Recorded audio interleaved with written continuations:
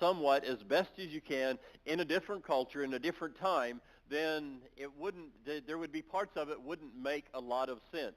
You would think, why in the world? And then there are other stories that you read, and even the people that are there are thinking, why is this happening? Even though they're not thinking from a different culture standpoint, they're thinking right in their culture. And there's one of those situations that if you didn't understand the culture, or at least gather as you read, some of these things are just, it's very evident what's happening. And even though we may not be used to this within our culture. And the story I'm talking about is in Matthew chapter 26, and we're going to read some verses there, starting in verse 6 of Matthew 26. It says, while Jesus was in Bethany in the home of a man known as Simon the leper, a woman came to him with an alabaster jar of very expensive perfume, which she poured on his head as he was reclining at the table. When the disciples saw this, they were indignant. Why this waste? They asked. This perfume could have been sold at a high price and money given to the poor. Now, let's stop there for just a moment. First of all, if we're in our culture and somebody comes up behind somebody and pours a bunch of oil on their head, totally different circumstance. I mean, if somebody poured oil on your head, what would be your response? I mean, we would be shocked. We wouldn't know what's going on. This wasn't them. This was a comfort, this was a recognition, this was a hospitality, and it was a devotion.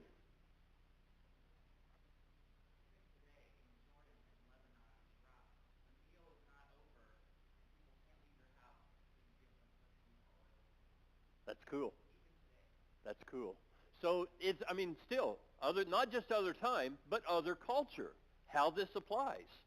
That there is this expectation, something we wouldn't expect, but something that even today in these other places people still expect to happen.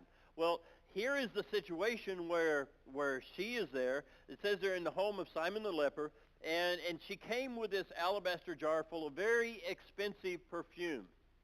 And she poured it on Jesus' head as he was reclining there at the table. Again, when the disciples saw this, they were upset. This was very expensive perfume. How many people could it have fed? I have no idea, but they are saying if she would have sold this, it could have gone to help the poor. We have so many people that are poor among us. This is a waste. Something else could have been used. Something else could have been done. Why would you take something this expensive and waste it like she has done? So they were pretty upset about this. Aware of this, Jesus said to them, why are you bothering this woman? She has done a beautiful thing to me. The poor you will always have with you, but you will not always have me. When she poured this perfume on my body, she did it to prepare me for burial. I tell you the truth, wherever this gospel is preached throughout the world, what she has done will also be told in memory of her. Does any of this seem a little strange to you? Some of the statements that Jesus makes here are, I mean, if you're not a student of Jesus,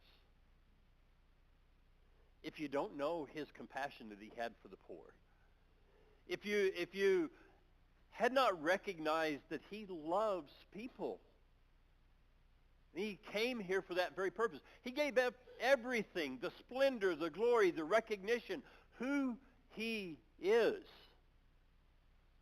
to become flesh and bone. This is Jesus that we're talking about. And all of a sudden, he makes a statement like, leave her alone. She's done a very kind thing to me. You're always going to have the poor. That one right there. You're always going to have the poor. But you're not always going to have me. Coming from anybody else, we would immediately think of that being a selfish statement, wouldn't we? But Jesus is making a point of what this woman recognized in Jesus. The reasoning would go, sell it, and you can help a lot of people with that. There's a lot of times when somebody spends a lot of money on something that we hear exactly that statement, right? Well, how many people could have been helped with that? Because they spent a lot of money on something. Well, that's exactly the reasoning that is going on with the rest of the disciples.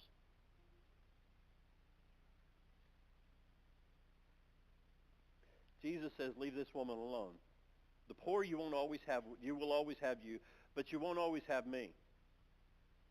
And then he says, she poured this perfume on me, preparing me for burial. He isn't dead yet. And they don't even understand that he's going to die. They still haven't got that. He tells them over and over again. He even tells them how it's going to happen. He even makes statements like, unless you deny yourself, take up your cross and follow me, talking about a cross. He says, I will be lifted up from the earth and draw all men unto myself. He says, when I die on the third day, I will rise again. And they don't get it. They're not willing to accept the statement that Jesus is going to die. You have probably been around somebody, or you have been somebody that would not accept that somebody was going to die.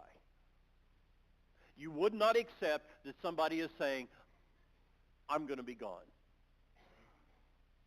This is going to kill me. I've experienced that, and I've been around those who have experienced that we don't want to accept that. And they weren't. Jesus was healthy and whole, and it was Jesus who could walk on water. To accept that he was going to die, when they knew that he was the Messiah, he came to deliver them. They didn't understand everything that we can now see. They didn't see the plan. It was still a mystery. It's revealed to us. That's the mystery that Paul talks about over there in Ephesians when he says in chapter 3 that this was a mystery, but God has revealed it to you, mainly the death, burial, and resurrection of Jesus Christ. They didn't get all of that. And so here Jesus is saying, she's done this to prepare me for burial. I'd say he probably loses them at that point.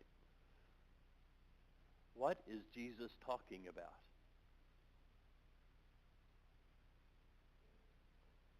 And then Jesus makes a statement. He says, I tell you the truth, wherever this gospel is preached throughout the world, what she has done will also be told in memory of her. There's not a lot of statements in the Bible that talks about somebody else, that something is going to be done in memory of them. There's just not a lot. I mean, we see the statements just like as we did together in communion together this morning, that we do it in memory of who? Memory of Jesus, right? But Jesus says, wherever this gospel is preached, wherever this good news is preached, what good news? The fact that he was going to die. The fact that he was going to be buried. Wherever this gospel is preached, this story will be told in memory of her. We're telling it today. What was the situation? The situation was this woman's devotion to Jesus did not require her to stop and think, to stop and reason, but to just do it. This belongs to Jesus. What would they have had? And it doesn't really specify where this came from, whether it was just hers, whether it also belonged to the group as a whole, and it was an investment, as you will. But you kind of get the idea this belonged to her anyway. But for them, it was a point of reason. They needed to calculate for themselves, was this right? Was this wrong? And this could have been sold and given to the poor, and possibly even thinking at that point that they were making a statement that Jesus was going to be saying, good job. You've learned something. You need to think about other people. And he didn't respond that way at all. How many times do we do something thinking, oh, this is the way that God's going to respond to that? How do we know that? Jesus didn't respond the way they expected him to. They were talking among themselves and reasoning things out, but there was one person here that was totally given to devotion to Jesus. She might have been thinking of Proverbs chapter 3 and verse 9. I mean, there was the learnings that they would have had. They would have grown up. Their schooling would have been in Scripture. So she would have grown up, and she would have known, honor the Lord from your wealth and the first fruits of your produce. And maybe that's what she was thinking. She might have been. But I kind of think it's more like Deuteronomy 6 and verse 5, that you shall love the Lord your God with all your heart, with all your soul, and with all your might. Rather than just reasoning, this is something that I have that is very expensive, and I'm going to give it to God. Might have been there. But rather it seems much more like a reaction of, I'm going to do this for Jesus.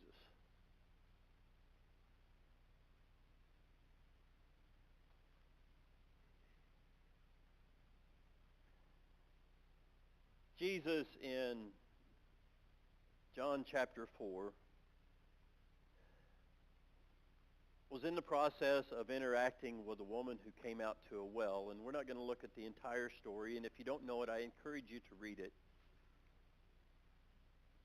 Because of some of the statements that are made within it and the story itself and the recognition of Jesus loving people regardless of where he meets them or what circumstances of life they're in. And this story captures that completely. But Jesus makes a statement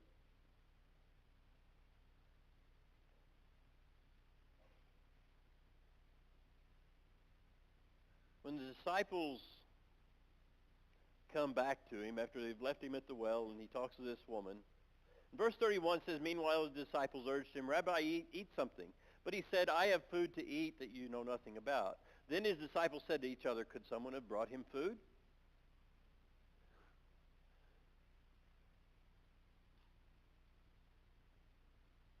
Verse 34, Jesus says, my food, said Jesus, is to do the will of him who sent me and to finish his work.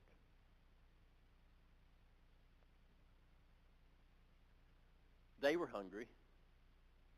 They went into town to get something to eat and brought it back out to Jesus, and they said, Jesus, eat something. Was Jesus hungry?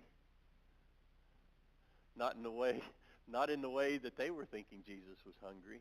He says, I have food that you know nothing about. This is devotion. Jesus was so deep in conversation with a woman who had had so many things in life that must have been tearing at her from limb to limb. She'd been married 5 times, and now she was living with a man, and she was out there in the middle of the day by herself getting water, had it not been for Jesus being at the well. Not any protection from anybody else, not in camaraderie with the other women who would have went more in the cool of the day. So probably very much an outcast. And she was a Samaritan. And you had to deal with yourself being a Samaritan, knowing how the Jews looked at Samaritans and how that interaction took place. And here was Jesus. So he's in this conversation with her, and all of this going on, and he is so focused on that. I have food that you don't know about. I have something that is sustaining me that you don't have any idea what's been going on here. Of course, their reasoning kicks in. Did somebody bring him some food? My food is to do the will of the Father. That is devotion. That is devotion.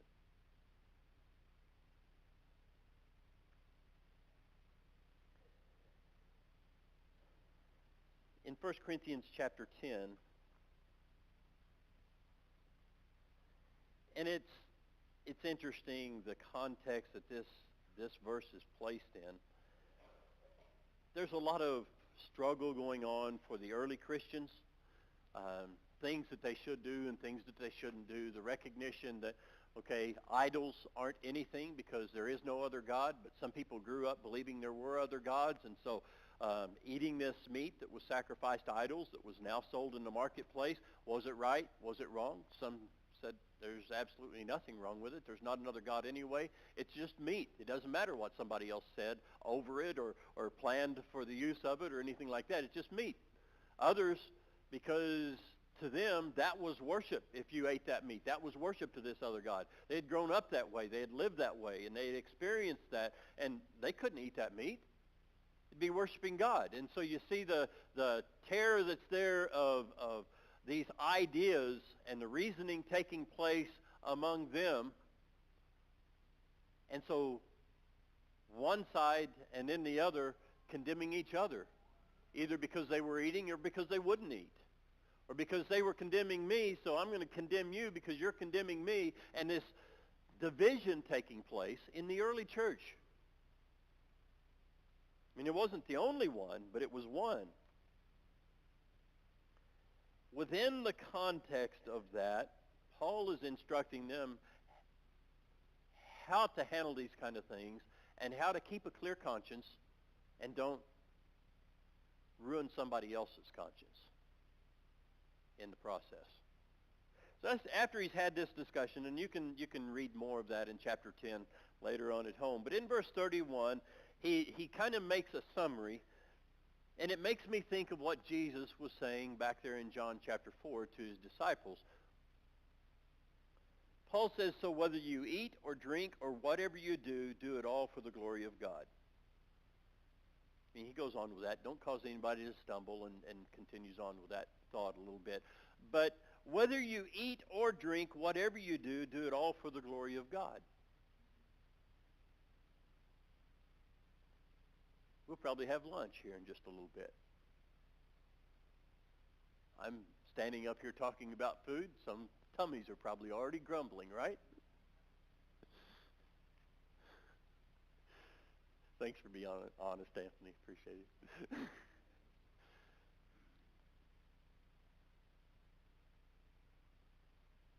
It really doesn't matter what you eat or whether you do eat. But whatever you do, let it be out of devotion to God that you would do it. Our life is to be wrapped around that. So much so that breaking open a jar of extremely expensive perfume and pouring it on the head of Jesus, it was just reactionary because it was exactly what she should do. And Jesus loved it.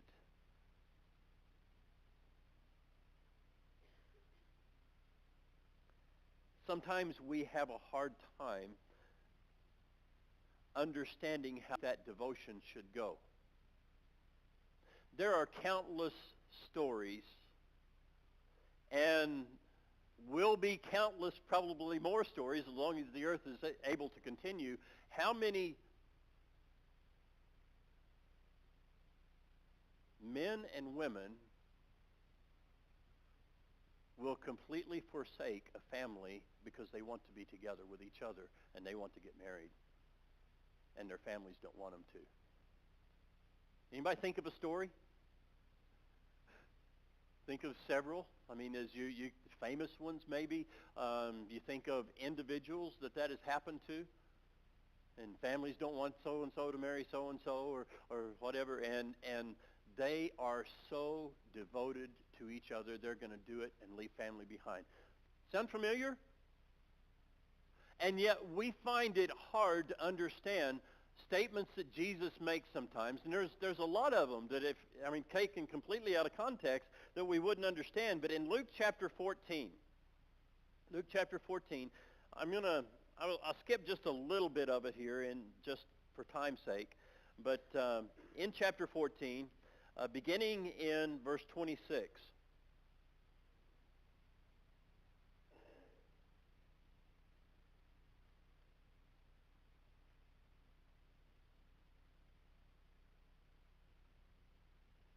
Well, I'm in the wrong chapter anyway. No, I'm in Mark, sorry. Let's just read it up here. If anyone comes to me and does not hate father and mother, wife and children, brothers and sisters, yes, even their own life, such a person cannot be my disciple. And whoever does not carry their cross and follow me cannot be my disciple. Now go to the next verse, 33? In the same way, those of you who do not give up everything you have cannot be my disciples. Hate father and mother, brother and sister. What in the world could Jesus mean by that? He's talking about devotion. He's talking about being totally devoted to him. That if it would come to that, you would walk away from them to be with him. We understand that in the context of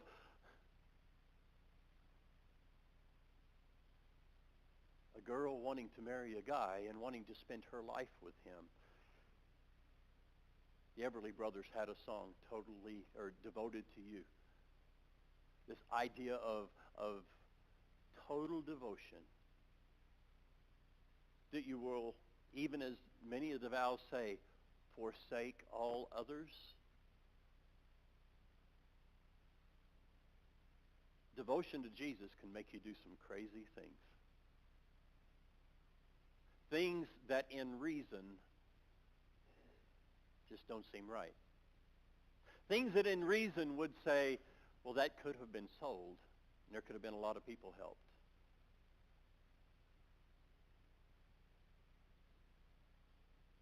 Or things that in reason might even say, well, all opportunity is lost because they turned away and walked away from those people. They walked away from family. Isn't family supposed to be the most important thing? Jesus says, no, that's right. He is. Your devotion to him above everything else and everybody else.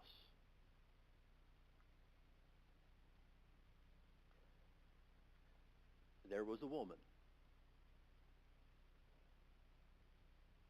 that we remember because Jesus said wherever the gospel about him would be preached, that story would be told. She probably had no idea what lesson she was teaching. She was just devoted to Jesus. Now in life, if we're devoted to Jesus, we probably have no idea what lessons we're going to teach people with that devotion. What people are going to see, what people are going to experience, because we do something that seems completely stupid to them. But then they ask, why in the world would they do it? Devotion. Praise team wants to come up. We're going to look at one more verse. Actually, it's two verses, one more passage.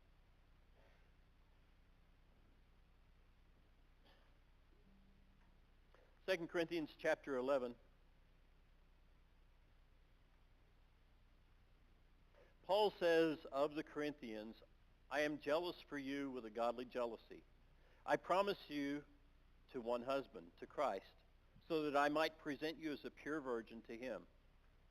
But I'm afraid that just as Eve was deceived by the serpent's cunning, your minds may somehow be led astray from your sincere and pure devotion to Christ. Paul says, I'm jealous for you. He's jealous for them because he sees something happening among them, and he doesn't like it. He says, I have worked to prepare you as a bride for Jesus Christ to be presented to him holy and pure. But he says, but I'm afraid that just as Eve was deceived by the serpent's cunning, your minds may somehow be led astray from your sincere and pure devotion to Christ.